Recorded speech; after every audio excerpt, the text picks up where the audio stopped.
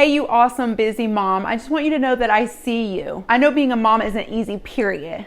But being a busy working mom is even harder. So I'm here today to share 9 tips with you to help prevent you from losing your shit as a busy working mom.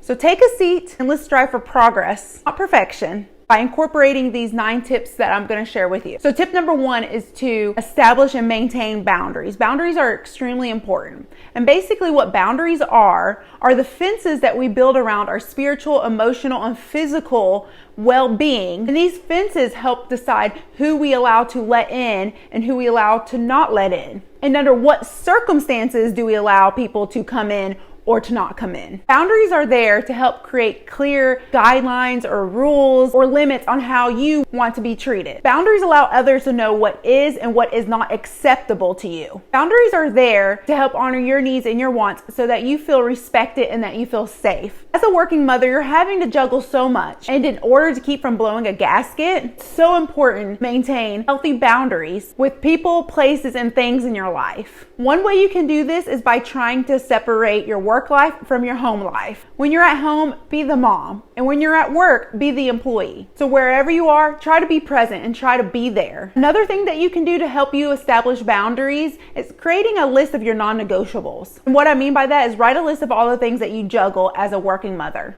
Once you have that list written down, decide what is important to you about each of those items that you juggle on your list, and then plan ahead for those items. So for example, for me, cuddling with my kids a few minutes before they go to bed is extremely important to me, especially while they're still in the age that they want to cuddle with me. So each night I plan for that. I plan to take those 10-15 minutes out of my day to make sure that I have that time to cuddle with them. And for me, cuddling is a non-negotiable. So I make sure I make that happen every single night. So for you, whether your non-negotiables are family night, date night, working out, kids, extracurricular activities, take the time to identify those non-negotiables and then write them down, and then figure out how to plan for those non-negotiables. By doing this, you should be able to be better equipped to maintain your boundaries, especially when it comes to those non-negotiable items. So that leads us to tip number 2. If you have this option, is to share the load with your partner. Moms tend to bear the brunt of keeping the household happy and healthy and running smoothly. And moms tend to do this by working not only in the front lines, but behind the scenes. They tend to be the ones who complete the on-notice and uncompensated mental, physical, and emotional needs of the household. So try taking a step back and maybe creating a list of the duties that you, as a mother, take on or that need to be done, and then try to redistributing labor between you and your partner so it's more equally divided. Okay, so now we're on to tip number 3, which is to avoid the motherhood penalty. And if you haven't heard of the motherhood penalty, you still have probably faced it. Basically, the motherhood penalty is the unspoken price that women pay when they become a working mother. Statistics show that moms in the workforce are less likely to be chosen for new roles or for promotions. They earn lower salaries and are held to higher standards than fathers or non-mothers. That's basically what the motherhood penalty is. There are some things that you can do to help you avoid or overcome the motherhood penalty. One is to negotiate for flexibility. Negotiate changes in your hours or your duties or your work location as needed. And when you go in to negotiate, come with a plan and then suggest a trial period when you go in to negotiate as well. Another thing you can do is try to reduce childhood costs. You can do this by using flexible spending account, childhood shares, and creative parental leave to maximize your childhood savings. Another thing you can try to do is to try to maintain a healthy savings account. You'll feel better taking more risk at work and prioritizing your family when needed if you know you have a healthy savings account to fall back on. Another thing you can try is to lean on your soft skills. Moms are known to be master communicators, supporters, and motivators. So use those skills to land the jobs that you want and the jobs that you deserve. And another thing you can do is stay confident. When we get passed up for that job or that promotion, we tend to start to doubt ourselves. But you got to remember, that's not about you, that's about them. Just got to keep going, mama, you got this. Which leads us to tip number 4, which is a big one. And that tip is to save time. I know for me personally, as a working mom, there are not enough hours in my day. So a good way to try to work through this is by prioritizing a schedule or a routine that works for you. I know that's a lot easier said than done, but I'm going to share some examples that you can try to do in order to create that routine or schedule for yourself. So one thing that you could do is maybe try waking up before your kids wake up. When you do this, maybe get your workout in, or maybe do that yoga or meditation or whatever to kind of help kickstart your day. You could try sitting everything out the night before, like the kids' lunches, your clothes, the kids' clothes, in order to help speed up that process. Another thing you could do, which I know sounds weird, is allow your kids to skip those PJs and just to sleep in the clothing that they're going to wear for school or for daycare or whatever. Another thing you can do is you can meal plan or prep. You could also order your groceries online and then go and have them sit up, or even have them delivered. Another thing you could do is try putting a load of laundry in every morning before you head out the door. For me, laundry is a never-ending story in my household, so throwing that load in the morning helps. When I get home, I just start the washer and then that load's going. And then by the end of the day, I throw it in the dryer and then I'm done. Yeah, it does sit in the dryer for a little bit, but that's okay. But at least we have a clean load. Take a step back and write out some things that you could possibly do to try to make your life a little bit easier and save you some time. Maybe get with your partner and write this list together. Okay, let's move on to tip number 5, which is to pay attention to the signs of burnout. According to research, parental burnout is a combination of overwhelming exhaustion, emotional distancing, and a sense of ineffectiveness as a parent that results from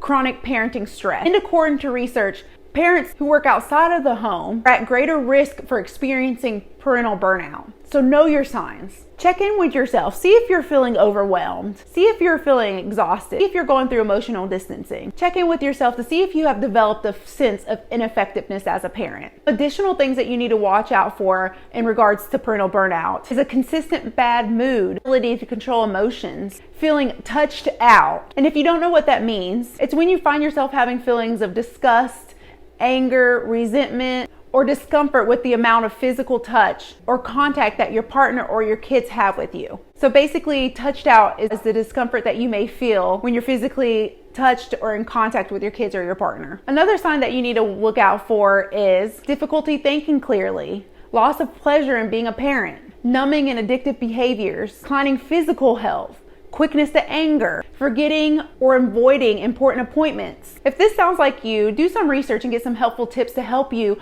overcome the parental burnout. And reach out to a mental health therapist so they can help you work through the parental burnout. Okay, so on to tip number 6, which is finding great childcare. In order for you to truly be at work and to focus, you have to know that your kids are safe and that they're cared for. So finding great childcare will help ease your mind in that area. This is especially important if during short time separations from your child, you experience worry, sadness, or guilt, or some maternal separation anxiety.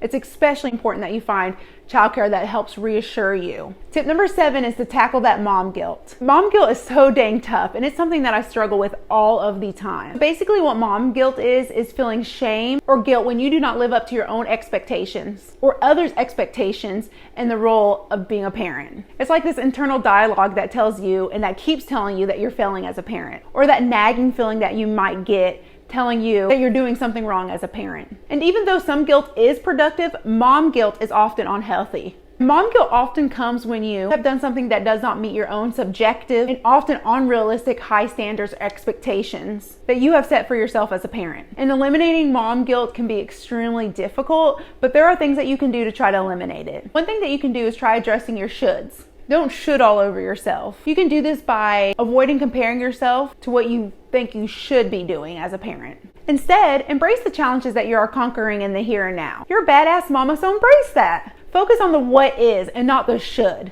Another thing you can try to do is to clarify your values. Try parenting according to your values and what you want to accomplish as a parent. And while doing this, try to stop comparing yourself to other moms. Another thing that you can try to do is not to buy into the filtered social media news feeds that probably come up on your social media. Maybe try filtering your news feeds and the information that you put out there.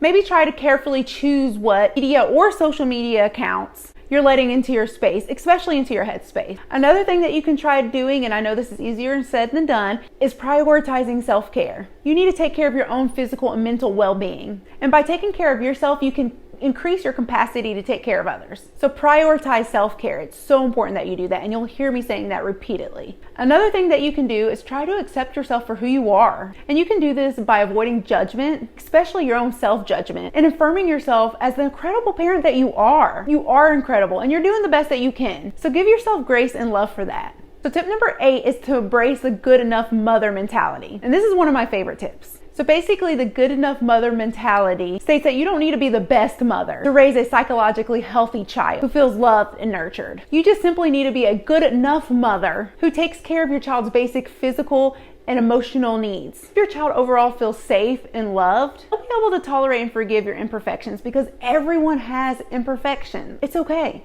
So basically what I'm trying to say to you is that you don't need to cook healthy and delicious meals every single day, 3 times a day. You don't need to maintain a perfectly clean household in order for you to be a good mother. If you need to drive by a fast food restaurant and pick up dinner because you're literally running on fumes, that's okay to do that, because you're still meeting your child's basic needs. And you have to remember that is what's important. In the Good Enough Mother approach to parenting, you are sensitive, responsive, and adaptive to your child's needs and developmental abilities. But in doing this, you have to remember that you can't be everything to everyone all of the time. And I want you to know that is more than okay. You don't need to be everything to everyone all the time. By embracing the Good Enough Mother mentality, you eliminate or dismiss the thoughts or mentality of being the perfect mother. And then you just allow yourself to be a human, meaning that you are doing the best you can with what you have in that moment. And by doing this, you can feel much more confident in your parenting and your working mother journey. That leads us to tip number 9, which is to define your own success. Shift your focus from external validation to personal fulfillment and growth. Create your own definition of what a successful mother looks like, and then live out that definition for yourself. My definition of being a successful mother is a lot like the Good Enough Mother mentality. For me, a successful mother is a mother who gives it her all every single day. And sometimes that all might not mean a lot to somebody else, but if it's my all that I am giving every day in that moment, that is all I can do. By doing that and knowing that also my child does have all of their basic emotional and physical needs met, I know I'm being a successful mother. For me, and this also should be for you, being a successful mother does not mean perfection. Because if my definition of a successful mother was perfection, then by gosh, I'm going to tell you that I would be a failure as a mother. And honestly, so would every mother who strived for perfection. Perfection is unattainable. Therefore, it's important for you to recognize your irrational thoughts and expectations that you have placed on yourself. And then you need to eliminate those irrational thoughts and expectations that you've placed on yourself. And you need to take a step back and define what being a successful mother looks like to you, to only you. And when you align your actions with your parenting style that's most important to you, then you can achieve your own success and to better manage your guilty feelings that you may have. Okay, so there you have it. I want you just to continue to strive for progress. Being a working mom is a lot, and it's a lot to take on. And if you're doing the best you can with what you have in the moment, then you're doing an absolutely fabulous job. Remember, mama, you've got this. Also, I would love for you to like and subscribe so you can keep showing up for yourself, because you matter. Your thoughts matter. Your feelings matter. So let's lock arms and strive for progress together, because you are not alone and you do not have to go through this alone. And I hope you have a great rest of your day.